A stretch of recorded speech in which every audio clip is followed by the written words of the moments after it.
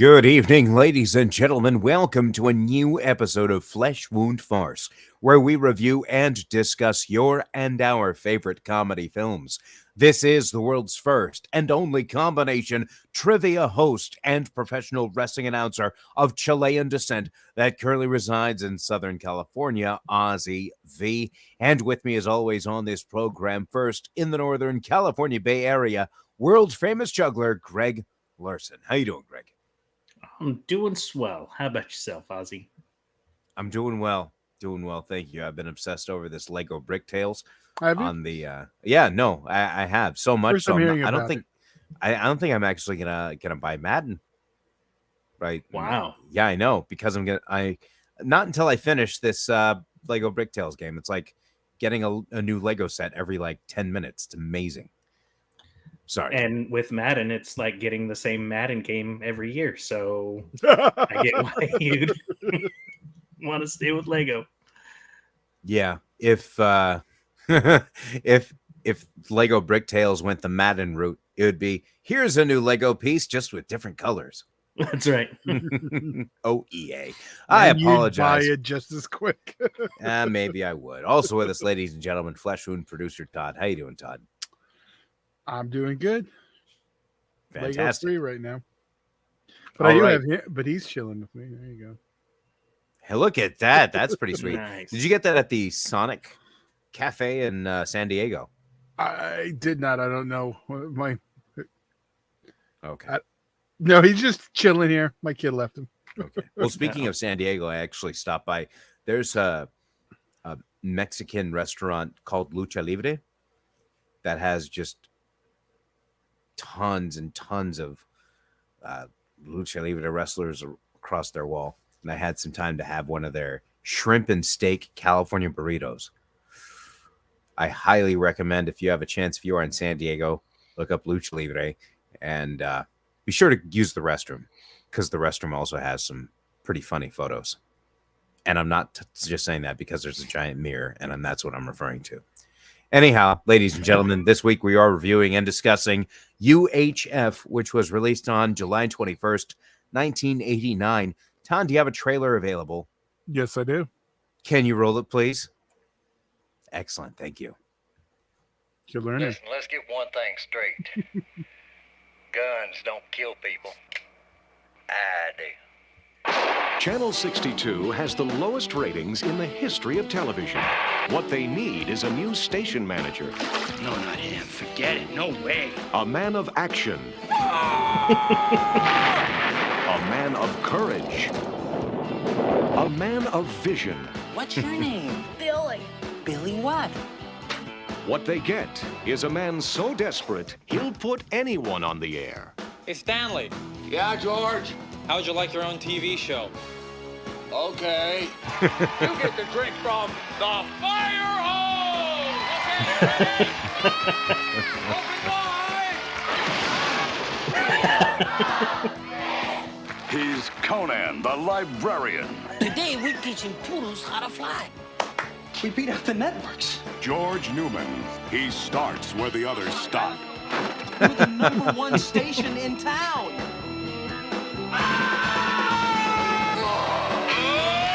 Orion Pictures presents Weird Al Yankovic in UHF, the movie.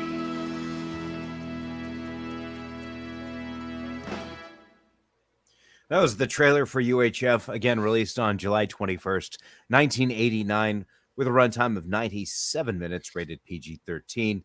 Written by Weird Al Yankovic, Jay Levy, and Charles Holloway, and directed by Jay Levy, starring Weird Al Yankovic, Victoria Jackson, Kevin McCarthy, also featuring Fran Drescher and Michael Richards. This is the first time I'd actually seen this movie all the way through, from start to finish, because I had caught it on, I think it was like an HBO or one of these movies sneak previews, and I had missed I'd caught the first, I should say the first 15 minutes of it. So I still caught the basic gist of it, but I don't know if things were happening that day. I honestly don't remember what year it was, but there were some things that I saw this time, first time I didn't recall. which made this experience so much better watching it. But initial thoughts on this, I had only heard about this because I was in the 5th grade, and there was another kid who knew that I really liked Indiana Jones. And then he says, you should watch UHF just for the first 10 minutes. And I said, I then will. You missed them. I said, I will. And it just took me 27 years to get there. So there you go. Greg? So I saw this film in high school. And I loved Weird Al. And I always thought he was fantastic and everything. And this movie was just right up my alley in stupid humor, fun humor, having a good time. And as you mentioned, it brought up a parody of Indiana Jones, which I also loved Indiana Jones. And I actually had a high school sign language video that my friend and I had to do. And we thought, what better thing to do in a stupid sign language video than to do a parody of Indiana Jones. So let's see who did the joke better.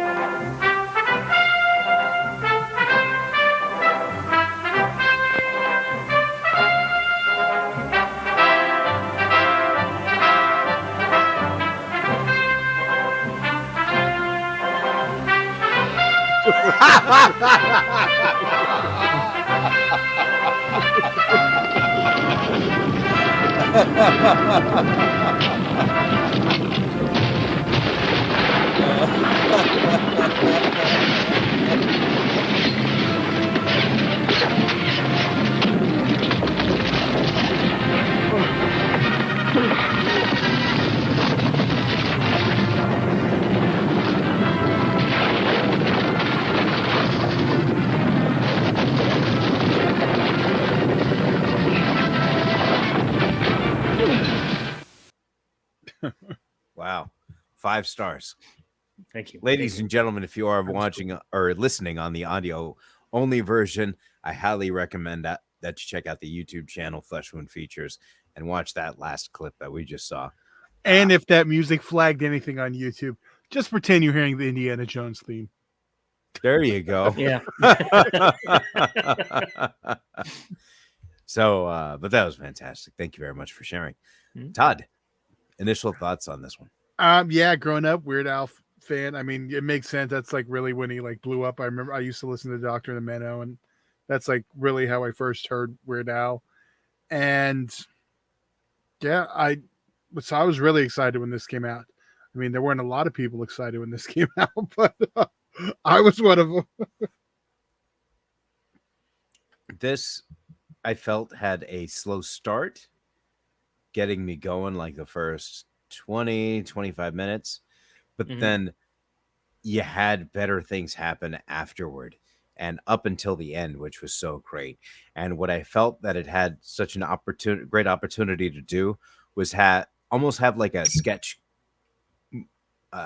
comedy movie where like a Top Secret kind of thing where it's just making fun of things on TV, except they manufactured a story where it would actually make sense that they could just jump from each show to each show and it actually feels like a movie and not just a 90-minute sketch comedy scene, so to speak. And I mean, of course, Kevin McCarthy, I got to say, one of my favorite movies, Inner Space, plays he plays an over-the-top fantastic villain in this movie. Oh, he's great in everything. I'm a fan. As the evil network executive that's completely over the top. And this has so many great lines and scenes, moments. I mean, that range just from the writing or just from being like as completely dark as possible, where you had Wildlife with Luis, I think, and he was teaching dogs how to fly. Oh my gosh, like it was one of the like those moments where you're like, oh my god, but you're laughing at the same time just because it's so ridiculous. I I couldn't help but losing it during that scene. Greg, do you have a favorite moment that you'd like to highlight? That's definitely one of them, and I have to give that one props for what it was. But there's a Rambo scene that happens, and the Rambo scene alone is great. But after the crazy part of it, it kind of snaps back into an office setting in which, at that point in time, Weird Al has like the Rambo voice. And that, I don't know why, like that is the part that got me. And then because shortly after he does his like moment and gives his line, then he kind of cowers like right after it. So it was just like a fantastic setup and scene for it all. So yeah, that was my moment this go round. Todd? Mine easy. Town Talk with George. Everything about that whole segment. I don't know if it's the 80s tabloid TV that got me, but just I mean, there's so many funny things about this movie. But that's what I'm going with. Just that whole segment. I do want to tell you guys something, and I don't know if it was on purpose, if this was a call, but it is notoriously known for having the worst Laserdisc flip in history. Like it cuts off in the middle of the scene. You have to go flip it over. It's like normally they try to at least put them where they make sense. Like when you hide the, flip. So like putting in tape too. No, this one's like right in the middle of a scene. Go flip it over. It's like, that's hilarious. I'm just like, I never thought of it until recently. I did like, was that an artistic choice by Weird Al? Worst Laserdisc flip ever. Just one more thing I wanted to highlight was there's a scene where Kevin McCarthy's character, the evil network executive, is being told some news about the other station, and the guy that's telling him this is wearing a ridiculous hat. Like, and the first thing you think is, wow, that hat. Nothing is said about it. And then so they have a couple of lines back and forth, and then at the very end, McCarthy's character said, and take that stupid thing off. And then he takes off the mustache he's wearing. That's one of my notes too. Yeah. That, I mean, it had that, but that's what I like is that you had these kind of variations where you had this type and then you had something like this. That one really got me well. Sorry, I went with two. So if you guys want to go with another, that's fine too. Greg? Oh, just that. I mean, it was in the trailer when that kid gets shot in the face with the fire. Back. I'm sorry. That's one of the funniest parts. And like anytime something stupid happens to a kid like that you don't expect it, it's great. Todd? Yeah. Yeah, I would have went with the mustache one, but I don't know. The do you have change running joke, the guy, the homeless, is good. But one thing I did want to say is like the plot is like super thin. It's like just the little rascals. Let's put on a show to save the orphanage. But you know what? It works. I mean, you don't need to overcomplicate it in this. And this makes it's. And I think if we would have thought this through, Ozzy would have made us wait on this. But it's like because it's so soon to stay tuned, and they're so like similar TV parodies. Oh, I think you'd want if consciously you would have wanted to spread them out. But I think they make a great double feature because they're both really riffing on TV in different ways. Right. Yeah, that's a fair point. So getting into the ratings, just because I had that, and Todd, like you said, a paper thin plot, sure, but because for me it had a hard time getting into with it the first 20 minutes or so, 25 minutes. I am rating this a 4, which is still great, but it's probably why I didn't get it that 4.5 or a 5. But still fantastic. Still one I'm going to be watching multiple times. And Greg? You know, this was a hard one to rate. I was going to give it a 4 going into it because, like I said, I've seen the film a couple times and such. Kind of thought this is probably where I'm going to land. But rewatching Kevin McCarthy's facial expressions throughout this whole film, like I have to bump it up just for his facial expressions. And so I'm going to give it a 4.5. And Todd? I was going back and forth between a 4.5 and a 5. And nostalgia is going to get me on this one because I've watched this one a lot of times in my life. And I still, it's like last week, I kind of lost me a little. This week, I'm like still all in. I don't know if it's going to change, but for now, it's still a 5. Okay, well, still a fantastic movie that's agreed between all of us, and still one that would be watched multiple times by of us all. If you do want to check this out, as of August 13th, it is available to stream on Roku, Hoopla, Tubi, Pluto TV, and Freevee with ads. All 5 of those except for Hoopla, if you're Hoopla is if you like, it's a library membership. So if you have a library card, you just go sign up and you can watch free movies. Oh, interesting. there you go. So, do you guys have any actually There is one more thing, Ozzy. oh my goodness, I completely forgot. So there is a scene within the movie where you actually see the schedule that is actually for the station, and you can't screen grab, this because it'll just turn black on the computer. So I had this on my TV, and I just took a picture of my TV when the scene came up. Todd, if you could pull up the UHF fall schedule, and those listening on the audio version, I'll just go over some of these. You have the news beginning in the morning and some repeats of Beverly Hillbillies, and of course, Stanley Spadowski's Clubhouse, then followed by Wheel of Fish.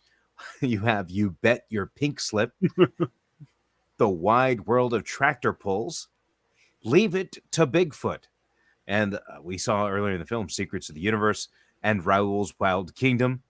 And you have this was seen in the film Close Up, The Wonderful World of Phlegm.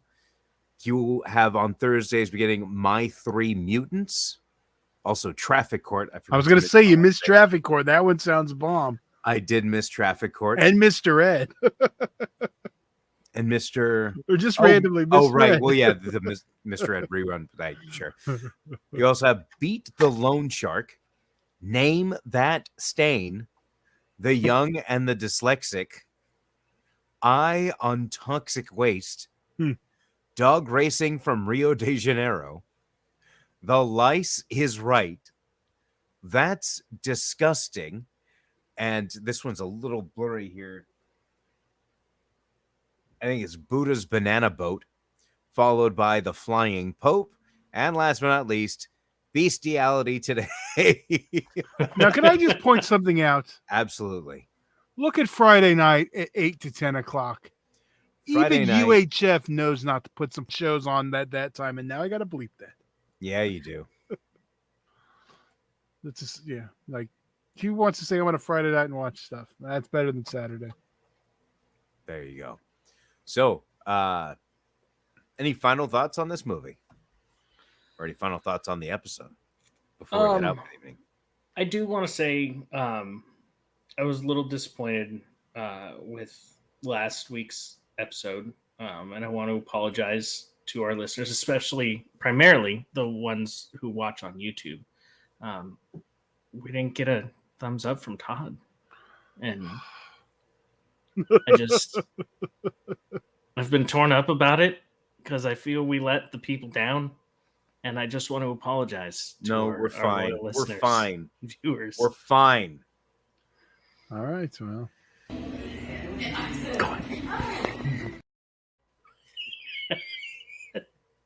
All right, ladies and gentlemen, if you do find yourself in the Orange County, California area, you'd like to check out trivia hosted by me, you can do so Monday nights in Lake Forest, the Rush Barn Grill, beginning at 6:30. Tuesdays in Placentia at the Brewery, 7 o'clock. Wednesdays in Los Alamitos at Griffin's Grill, beginning at 7:30. And Thursdays at the Honey Pond Meadery in Anaheim, beginning at 7:30.